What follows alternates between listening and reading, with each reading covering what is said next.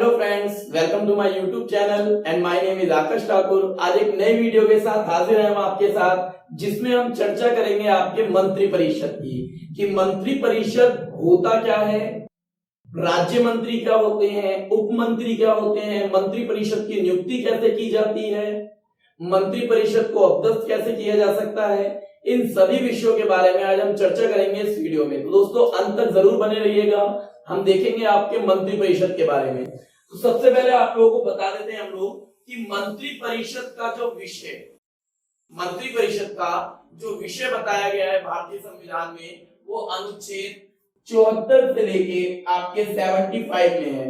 Like एक तरीके से अनुच्छेद 74 में क्या चर्चा की गई है, अनुच्छेद 75 में क्या चर्चा की गई है, इसके बारे में बात करते हैं। दोस्तों अनुच्छेद 74 में जो चर्चा की गई है आपके मंत्री परिषद के बारे में, वो चर्चा की गई है कि भारतीय संविधान में जो राष्ट्रपति को देश का प्रमुख माना गया है, उसको सलाह देने के लिए, परामर्श देने के लिए, सहायता करने के लिए एक मंत्रिमंडल या मंत्री परिषद का गठन किया गया है। तो अनुच्छेद 74 बताता है कि राष्ट्रपति को सलाह देने के लिए आपके एक मंत्री परिषद बनाया गया है, जिसका जो प्रमुख होगा वो आपका प्रधानमंत्री होगा। सभी याद रखेंगे, इस मंत्री परिषद का प्रमुख कौन है? आपके प्रधानमंत्री। और ये किसको सलाह देता है? आपके राष्ट्रपति को। ये विषय आपका रखा गया है अनुच्छेद 74 में। देन अनुच्छेद 75 में आपके चर्चा की गई है कि किस तरीके से राष्ट्रपति मंत्री परिषद की नियुक्ति करता है। क्योंकि आपको बता दें कि मंत्री परिषद ये कौन है? ये मेंबर ऑफ पार्लियामेंट है, जो आपके जनता द्वारा चुनकर आते हैं। तो जनता द्वारा चुने गए जितने भी व्यक्ति होते हैं, जनता द्वारा चुने गए जो एमपी होते हैं, मंत्री होते हैं, राष्ट्रपति क्या करता है? राष्ट्रपति उन सभी को शपथ दिलाता है। तो ये भी आपको क्लियर होगा कि मंत्री मंडल या मंत्री परिषद या फिर जितने भी एमपी होते हैं, उन सबको शपथ कौन दिलाता है? आपका राष्ट्रपति। तो शपथ की प्रक्रिया, वेतन भत्ते, आपके अन्य और व्यवस्थाएं, अपदस्थ करने की प्रक्रिया और मंत्रिमंडल का क्या कार्य होगा, मंत्री परिषद का क्या कार्य होगा, उन सभी विषयों की चर्चा किसमें की गई है? अनुच्छेद 75 में। तो अनुच्छेद 74 संबंधित किससे है? राष्ट्रपति को सलाह और सहायता करने के लिए। अनुच्छेद 75 किससे संबंधित है? इसमें मंत्री परिषद की नियुक्ति, मंत्री परिषद के कार्य, मंत्री परिषद की आपके वेतन भत्ते, इन सभी प्रक्रियाओं को सम्मिलित किया गया है।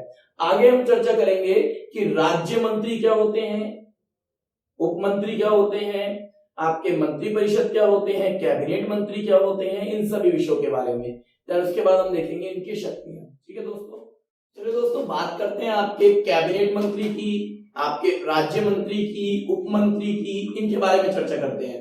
सबसे पहले मैं आपको एक चीज बताता हूं। देखिए, गवर्नमेंट की जब हम बात करते हैं तो गवर्नमेंट में जो सबसे पहले व्यक्ति का नाम आता है वो आता है आपके देश के राष्ट्रपति का, जो एक संवैधानिक पद है, जिसका चयन अप्रत्यक्ष रूप से होता है और उसे भारत का प्रथम नागरिक माना जाता है। फिर चर्चा करते हैं आपके प्रधानमंत्री की, जो सरकार का प्रमुख होता है। देन उसके बाद सभी को पता है प्रधानमंत्री की नियुक्ति जो होती है वो जनता क्या करती है? जनता चुनती है प्रधानमंत्री को। देन उसको शपथ दिलाता कौन है? आपका देश का राष्ट्रपति। फिर चर्चा करते हैं आपके कि प्रधानमंत्री के बाद प्रधानमंत्री क्या करता है? अपना कैबिनेट तैयार करता है कि किस मंत्री को कौन सा कार्यभार सौंपा जाएगा। ये काम किसका होता है? प्रधानमंत्री का। प्रधानमंत्री तय करता है किस मंत्री को कौन सा कार्य देना है। देन उसके बाद दोस्तों, यदि वो मंत्री अपने कार्य सही रूप से, पूर्ण रूप से कार्य नहीं करता है, सही तरीके से कार्य नहीं कर पाता है, तो उस मंत्री को परिवर्तित भी कर सकता है आपका प्रधानमंत्री ही। फिर आपके चर्चा करते हैं वो जो कैबिनेट मंत्री होते हैं, उन कैबिनेट मंत्री में हम एक चीज याद रखेंगे, हम यहाँ पर चर्चा करते हैं। देखिए जैसे आपको मैंने दिखा रखा है कि आंतरिक मंत्री या किचन मंत्री, कैबिनेट मंत्री का एक भाग होता है। तो इसमें आपके 15 से 20 मंत्री शामिल होते हैं। ठीक है, ये एक महत्वपूर्ण भाग होता है आपके मंत्रियों का, जो आपके सारे निर्णय लिए जाते हैं, उन सभी निर्णयों में ये मंत्री शामिल होते हैं, क्योंकि इनके द्वारा जो भी निर्णय होगा वो निर्णय सर्वोच्च माना जाएगा। और इस कैबिनेट मंत्री का जो प्रमुख होता है वो आपका कौन होता है? प्रधानमंत्री होता है। तो याद रखेंगे, कई बार आपने न्यूज में भी देखा होगा कि प्रधानमंत्री अपने कैबिनेट मंत्री के साथ बैठक कर रहे हैं, तो ये वही कैबिनेट मंत्री है जिनकी संख्या 15 से 20 होती है। और ये कैबिनेट मंत्री एक वरिष्ठ मंत्री होते हैं। जैसे आपके, मैं बात करूं वर्तमान में कैबिनेट मंत्री में आपके अमित शाह हो गया, निर्मला सीतारमण हो गई, स्मृति ईरानी हो गई, आपके राजनाथ सिंह हो गए, ये मंत्री शामिल है कैबिनेट मंत्री में। तो याद रखेंगे। लेकिन एक चीज और बताऊं दोस्तों आपको कि कैबिनेट मंत्री को संवैधानिक रूप से जब हमारा मूल संविधान लागू हुआ था उस समय से दर्जा नहीं दिया गया था, लेकिन 1976 में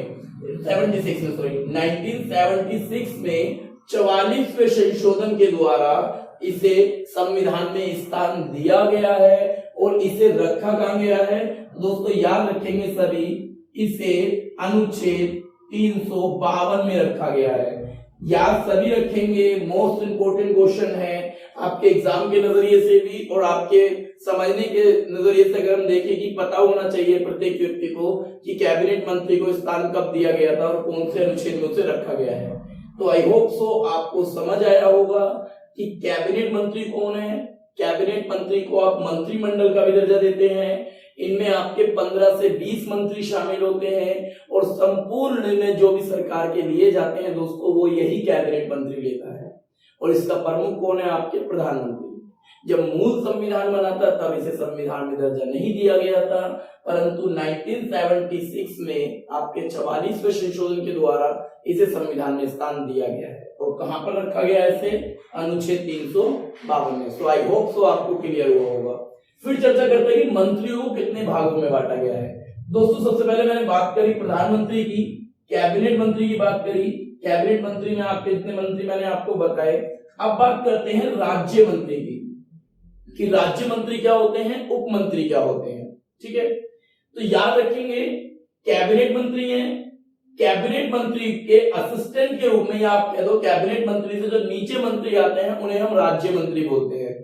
ये मंत्री क्या करते हैं, ये मंत्री कभी भी कैबिनेट मंत्री की बैठक में शामिल नहीं होते जब तक इन्हें बाय इन्विटेशन नहीं बुलाया जाता। तो दोस्तों याद रखेंगे, कैबिनेट मंत्री में केवल, कैबिनेट की बैठक में केवल कैबिनेट मंत्री ही बैठते हैं। इसमें राज्य मंत्री स्थान नहीं ले पाते, इसमें उप मंत्री स्थान नहीं लेते जब तक आपके इनको बाय इन्विटेशन ना बुलाया जाए। तो राज्य मंत्री कैबिनेट मंत्री के एक तरीके से असिस्टेंट के रूप में काम करते हैं। देन उप मंत्री कौन होते हैं, उप मंत्री राज्य मंत्री के असिस्टेंट के रूप में काम करते हैं। ये जो उप मंत्री आपके, ये राज्य मंत्री को भी रिपोर्ट सबमिट कर सकते हैं, ये कैबिनेट मंत्री को भी रिपोर्ट सबमिट कर सकते हैं। परंतु ये जो राज्य मंत्री और उप मंत्री हैं, यदि इनको जब तक बैठक में नहीं शामिल हो सकते जब तक इन्हें इन्विटेशन नहीं दिया जाता। सो आई होप सो आपको क्लियर हो रहा होगा। फिर एक और चर्चा करते हैं दोस्तों कि यदि, देखो एक चीज और मैंने यहां लिखा है, देखिए 91 संशोधन द्वारा मंत्री परिषद, देखो इन चारों को, प्रधानमंत्री, कैबिनेट मंत्री, राज्य मंत्री और उप मंत्री, इन चारों को मिलाकर जो बनता है उसे हम बोलते हैं मंत्री परिषद। तो मंत्रिमंडल कैबिनेट मंत्री को बोलते हैं जिनकी संख्या 15 से 20 होती है।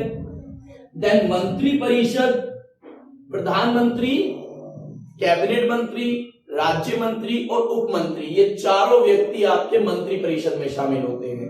और दोस्तों याद रखेंगे, मंत्री परिषद की संख्या भारतीय संविधान में 15% दे रखी है लोकसभा के सदस्यों की। लोकसभा के सदस्यों का 15% भाग ही मंत्री परिषद में शामिल हो सकता है, ये बात याद रखेंगे। इसे 2003 में 91वें संशोधन द्वारा आपके सही रूप से लागू कर दिया गया था। तो 2003 में जो आपका संशोधन हुआ, 2003 में 91वां संशोधन जो हुआ था, उसमें यह बात तय की गई कि मंत्री परिषद में आपके लोकसभा के 15% सदस्य ही शामिल होंगे। और मंत्री परिषद के मंत्रियों को कितने भागों में बांटा गया दोस्तों, 3 भागों में, जिसमें कैबिनेट मंत्री, राज्य मंत्री और उप मंत्री को शामिल किया जाता है। ये हुए आपके मंत्री परिषद। देन मंत्रिमंडल, मंत्रिमंडल को हम कैबिनेट मंत्री बोलते हैं जिनमें आपके 15 से 20 मंत्री होते हैं। सो आई होप सो आपको ये क्लियर हुआ होगा, जिसमें हमने चर्चा की मंत्री परिषद और मंत्रिमंडल में क्या अंतर है। और राज्य मंत्री उप मंत्री कौन होते हैं और इनका काम क्या होता है कि ये राज्य मंत्री कैबिनेट मंत्री को असिस्ट करते हैं और उप मंत्री राज्य मंत्री को असिस्ट करते हैं। I hope so. अब आपको बात करेंगे, हम चर्चा करेंगे कि इनकी शक्तियां क्या होती हैं मंत्री की। ठीक है दोस्तों, चर्चा करते हैं आपके मंत्रियों की शक्ति की कि ये क्या कार्य करते हैं, इनकी शक्तियां क्या हैं। सबसे पहले सभी याद रखेंगे, मंत्री का सबसे पहला काम है राष्ट्रपति की नियुक्ति करना। तो याद रखेंगे राष्ट्रपति व उपराष्ट्रपति, सभी को पता होना चाहिए कि राष्ट्रपति और उपराष्ट्रपति का जो चयन किया जाता है वो लोकसभा और राज्यसभा के आपके सदस्य मिलकर करते हैं। इसके ऊपर मैंने एक वीडियो भी बना रखी है, अगर आपने हमारी ये वीडियो नहीं देखी है तो प्लीज उस वीडियो को जरूर देखिएगा, आपको समझ आएगा कि राष्ट्रपति की नियुक्ति कैसे होती है। हमने राष्ट्रपति की शक्ति के ऊपर भी एक वीडियो बना रखी है, उसको भी जरूर देखिएगा। तो राष्ट्रपति और उपराष्ट्रपति को नियुक्ति, उनका चयन करना, जो कार्य सौंपा गया है वो मंत्रियों के द्वारा ही होता है। ठीक है, यदि कोई व्यक्ति, जैसे राष्ट्रपति की हम चर्चा करते हैं कि राष्ट्रपति पर जो महाभियोग चलाया जा सकता है, राष्ट्रपति और उपराष्ट्रपति, इन पर जो महाभियोग चलाया जाता है वो महाभियोग कौन चला सकता है, वो भी आपके ये मंत्री ही चलाते हैं। तो याद रखेंगे राष्ट्रपति और उपराष्ट्रपति पर महाभियोग चलाकर उन्हें हटाया जा सकता है। ये काम भी कौन करता है, किसके पास शक्ति है, आपके मंत्रियों के पास। दोस्तों वो वीडियो जरूर देखिएगा, उसमें आपको क्लियर हो जाएगा कि राष्ट्रपति का चयन और राष्ट्रपति पर महाभियोग कैसे चलाया जाता है। तीसरा, विधेयक पारित करना, इसके ऊपर भी हम एक वीडियो बनाएंगे जल्दी। विधेयक पारित करना, दोस्तों कोई भी कानून जो बनता है, कानून बनाने का जो कार्य करता है वो कार्य कौन करता है, आपका मंत्री द्वारा ही होता है। तो मंत्री ही आपके क्या करते हैं, किसी भी कानून का निर्माण करते हैं, बनाते हैं। देन लास्ट कुछ चर्चा कर लेते हैं। यदि मैं बात करूं लोकसभा को भंग करना, लोकसभा को भंग करना, कुछ शक्तियों को देखा हमने। इसमें लोकसभा को भंग करने में क्या है कि यदि, देखिए लोकसभा का प्रमुख लीडर कौन है, आपके प्रधानमंत्री होता है। सरकार का प्रमुख आपका प्रधानमंत्री होता है। प्रधानमंत्री के जो मंत्री होते हैं, यदि वे चाहें तो लोकसभा को भंग कर सकते हैं, लोकसभा को उसी टाइम रोक सकते हैं, समाप्त कर सकते हैं। ठीक है, ये शक्ति भी आपके मंत्रियों को दी गई है। सो आई होप सो आपको क्लियर हुआ होगा, जिसमें हमने आज चर्चा की कि मंत्री परिषद क्या होता है, मंत्रिमंडल क्या होता है, राज्य मंत्री क्या होते हैं, उप मंत्री क्या होते हैं, इनके काम क्या होते हैं, देन इनकी शक्तियां क्या होती हैं। ठीक है दोस्तों, तो आई होप सो आपको क्लियर हुई होगी पूरी वीडियो। यदि आपको हमारी वीडियो पसंद आए तो लाइक कीजिएगा, शेयर कीजिएगा और चैनल को सब्सक्राइब कीजिएगा अगर आप हमारे चैनल पे नए हैं, और बेल आइकन को जरूर क्लिक कीजिएगा ताकि आने वाली हर एक नोटिफिकेशन के बारे में आप लोगों को पता लग सके। थैंक यू दोस्तों।